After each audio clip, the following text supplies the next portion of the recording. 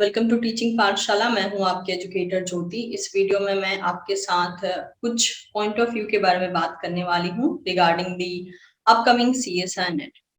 तो जैसे कि आपको पता है 2 से 3 दिन पहले आपके सीएसआई नेट का एग्जाम सितंबर में हेल्ड हुआ था। उसके बाद का सबसे ज्यादा पूछा जाने वाला क्वेश्चन ये है कि क्या अगला एग्जाम दिसंबर में एक्सपेक्ट करना ठीक होगा? क्या दिसंबर में एग्जाम होने के पॉसिबिलिटी है, और अगर है तो कितने परसेंट है, और अगर नहीं है तो कब हम एक्सपेक्ट कर सकते हैं? ऑल्दो ये क्वेश्चंस काफी ज्यादा एक्सपेक्टेड थे मेरे लिए, क्योंकि एक बार ये एग्जाम खत्म हो जाता, दैट इज सितंबर वाला, तो एक्सपेक्टेड था कि ये सारे सवाल उठने ही थे। उससे पहले मैं आपका 1 से 2 मिनट लूंगी उन बच्चों के लिए जिनका एग्जाम अभी जस्ट हुआ है। सबसे पहले गाइज, जिन सभी का एग्जाम अच्छा हुआ है उन सबको बहुत बहुत बधाइयां। दूसरा, जिनका एग्जाम अच्छा नहीं हुआ है, मैं उनसे यही रिक्वेस्ट करूंगी, क्योंकि वो एक ऐसा एक्शन था जो आप ऑलरेडी करके आ चुके हैं और आप अभी जो है कुछ भी नहीं बदल सकते हैं। आई विल रिक्वेस्ट यू कि आप थोड़ी दिन का ब्रेक ले लीजिए। ब्रेक के बाद कोशिश कीजिएगा कि अपनी प्रिपरेशन दोबारा से शुरू करने की, क्योंकि अगर आपका एम सीएसआईआर है और पेपर अच्छा नहीं गया, वजह चाहे कुछ भी रही हो, चाहे टेक्निकल ग्लिच रहा हो, चाहे आपका प्रिपरेशन कम रहा हो, या कोई और सेंटर पे प्रॉब्लम रही हो, क्योंकि मेरा बहुत सारे बच्चों से बात करके यही सब कुछ जानने को मिला कि कुछ का पेपर इसलिए अच्छा नहीं गया क्योंकि वो तैयारी करके नहीं गए थे, कुछ का पेपर इसलिए बेकार गया क्योंकि टेक इशू बहुत ज्यादा था।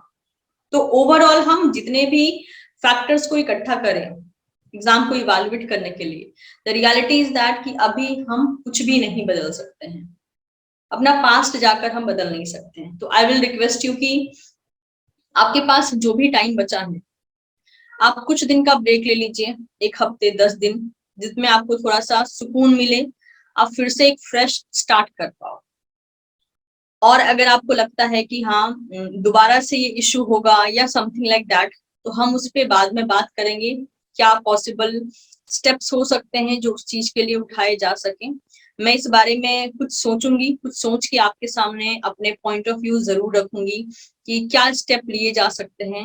ये जो इशू चल रहे हैं डिफरेंट डिफरेंट सेंटर्स पे, जो इशू चल रहे हैं, जैसे फॉर एग्जाम्पल कंप्यूटर सिस्टम काम नहीं कर रहा है, शट डाउन बार बार हो रहा है, and so many issues are there, जितना मुझे बच्चों से बात करके समझ में आया।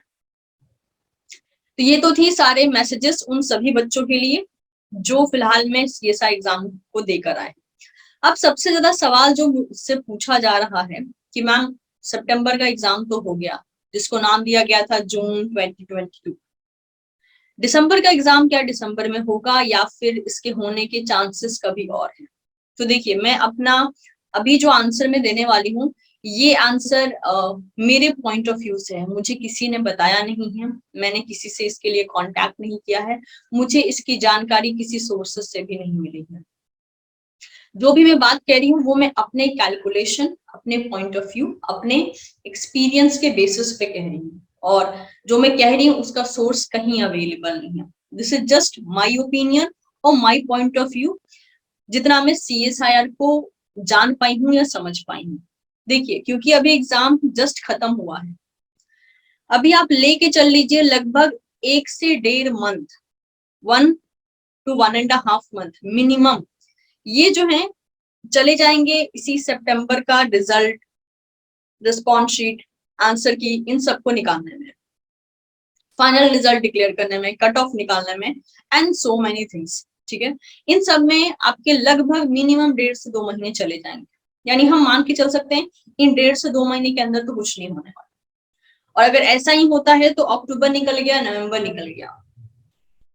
अगर मान लेते हैं इस बीच में सीएसआर बहुत ज्यादा फास्ट भी हो गया, जो कि इम्पॉसिबल है, बट फिर भी अगर सीएसआईआर थोड़ा बहुत उसने फास्ट काम भी किया अलोंग विद द एनटीए, तो ज्यादा से ज्यादा वो ये कर सकता है कि नवंबर के एंड या दिसंबर के स्टार्टिंग में वो फॉर्म निकाल सकता है। और अगर ऐसा होता है तो एक्सपेक्टेड है कि दिसंबर में तो एग्जाम नहीं होगा, इतना फास्ट सीएसआईआर नहीं है, क्योंकि एग्जाम होने के लिए फॉर्म भरवाना जरूरी होता है, सेंटर्स का अलॉटमेंट जरूरी होता है, पेपर रेडी रहना जरूरी होता है, वो भी 2-2 शिफ्ट का। जो कि मुझे नहीं लगता है होगा अभी फिलहाल में, क्योंकि जस्ट 3 दिन पहले अभी एक अटेम्प्ट खत्म हुआ है। तो यानी हम मान के चल सकते हैं कि बहुत जल्दी भी एग्जाम होगा तो जैन 2023 हो सकता है, और बहुत लेट भी होगा तो मुझे लगता है फेब से ज्यादा लेट नहीं होना चाहिए, फरवरी 2023 से ज्यादा लेट एग्जाम नहीं होना चाहिए। अगेन आई एम सेइंग, ये मेरा ओपिनियन है, जो मेरा कैलकुलेशन कहता है उसके अकॉर्डिंग, क्योंकि CSIR को फॉर्म निकालने में, सेंटर अलॉट करके एग्जाम करवाने में, इन सब चीजों में जो है मिनिमम 2.5 महीने लग जाते हैं। अभी ठीक है हमारे पास 2.5 महीने का टाइम है, लेकिन अभी NTA और CSIR के पास ऑलरेडी ये काम है कि हमारा सितंबर का रिजल्ट निकाल के देना, जिसमें वो आराम से 1.5-2 महीने खींच लेगा, एक्सपेक्टेड हमेशा की तरह। तो अगर उसके बाद भी फॉर्म निकालता है तो ये तो पॉसिबिलिटी है कि जो एग्जाम है वो दिसंबर के बाद ही होगा। अब वो जैन में हो सकता है, जनवरी में हो सकता है, या फरवरी तक भी जा सकता है, उससे ज्यादा खींचना नहीं चाहिए जहां तक मुझे लगता है। तो ये जो सवाल आपके बार बार आ रहे थे, स्पेशली उन बच्चों का जिनका पेपर अच्छा नहीं गया and they are just predicting कि अभी हमारे पास कितना वक्त है, तो आप रफली मान के चलिए कि ये सितंबर का मंथ खत्म हो जाने के बाद आपके पास मिनिमम भी टाइम बचा है तो अब 3 महीने का बचा है। क्योंकि चलिए हम खुद को ऐसी सिचुएशन में तैयार करते हैं, एक्सट्रीम कंडीशन में तैयार करते हैं, सबसे एक्सट्रीम कंडीशन जो कि होना नामुमकिन है, बट फिर भी खुद को रेडी करते हैं कि चलो 3 महीने के अंदर अंदर एग्जाम हो गया, जनवरी के सेकेंड वीक तक एग्जाम हो गया, तो आपके पास रफली 3 महीने का टाइम है। अब इस 3 महीने को आपको कैसे डिजाइन करना है कि आपका आने वाला पेपर अच्छा जाए, स्पेशली जो कमी आपकी तरफ से रही है इस एग्जाम को लेके वो कमी एलिमिनेट हो जाए, तो आप ऐसा क्या करें खुद के लिए। तो इन सारी बातों को आपको ध्यान रख के चलना है। इस 3 महीने की आप स्ट्रैटेजी डिजाइन कीजिए जो कि आपके लिए वर्दी हो, जो कि आपके लिए काम करे, और जो कि आपको अफसोस करने का मौका ना दे। ये वीडियो मुझे इसलिए बनाना पड़ा क्योंकि 17 तारीख जिस दिन से एग्जाम खत्म हुआ है उसके बाद सबसे ज्यादा जो मैं मेल रिसीव कर रही हूँ वो यही है, मैम एग्जाम नेक्स्ट एग्जाम दिसंबर में होगा ना, पक्का होगा या पक्का मतलब कि आपके पास कोई इन्फॉर्मेशन है या नहीं है, आप प्लीज बता दो कितने कितने परसेंट चांसेस हैं कि दिसंबर में ही होगा। हर एक का मेल का रिप्लाई करना मेरे लिए भी पॉसिबल नहीं होता है, क्योंकि मैं भी इंसान हूँ, कितने मेल का एक दिन में रिप्लाई करूँ। ऑल्दो फिर भी मेरे से जितना हो सका मैं सबको रिप्लाई करके मैं ये बोल चुकी हूँ। तो आप लोगों से रिक्वेस्ट है कि अब ये सवाल प्लीज मुझे मेल में करना बंद कीजिए, इसलिए मैंने इसके लिए एक डेडिकेटेड वीडियो बना दिया है कि मेरा क्या मानना है। मैं कोई NTA या CSR के साथ काम नहीं कर रही हूँ, लेकिन यस मेरा एक ओपिनियन है खुद का कि कब एक्सपेक्टेशन है कि ये एग्जाम हो सकता है। हो सकता है आप लोग में से काफी ऐसे लोग होंगे जो मेरी बात से एग्री करेंगे, काफी ऐसे लोग होंगे जो डिसएग्री करेंगे। जो डिसएग्री कर रहे हैं वो अपने पॉइंट ऑफ व्यू भी जरूर शेयर करें कि आपको ऐसा क्या लगता है कि हाँ कब एग्जाम होना चाहिए, तो मतलब कि होने की एक्सपेक्टेशन है। मेरा मानना है कि मिनिमम जैन और मैक्सिमम फरवरी, इससे ज्यादा उनको और डिले नहीं करना चाहिए, वरना फिर सारा साइकिल डिस्टर्ब हो जाएगा। वैसे ही उन्होंने कहा था कि 3 साइकिल करवाएंगे, बट ये साल तो पास ऑन होने वाला है। अब अगर हम एक सबसे एक्सट्रीम केस भी मानते हैं कि मान लेते हैं कि उन्होंने दिसंबर में कराने की सोची, बट फिर भी दिसंबर में कैसा होगा, उनका कम से कम 1.5 महीना तो ये सितंबर के रिजल्ट निकालने में ही जाएगा। ये एक हिस्ट्री क्रिएट कर देगा कि अगर इस 2-2.5 महीने में अगर CSIR बूम करके रेडी हो जाए और ऑल ऑफ सडन एग्जाम करवा दे तो वो एक बात अलग है, जिसके चांसेस 1% से भी कम लग रहे हैं मुझे, क्योंकि जितना मैं समझ पाई हूँ CSI या NTA का जो भी काम होता है regarding the form, central allotment and so many things, ये इतना एक्टिवली नहीं होता है।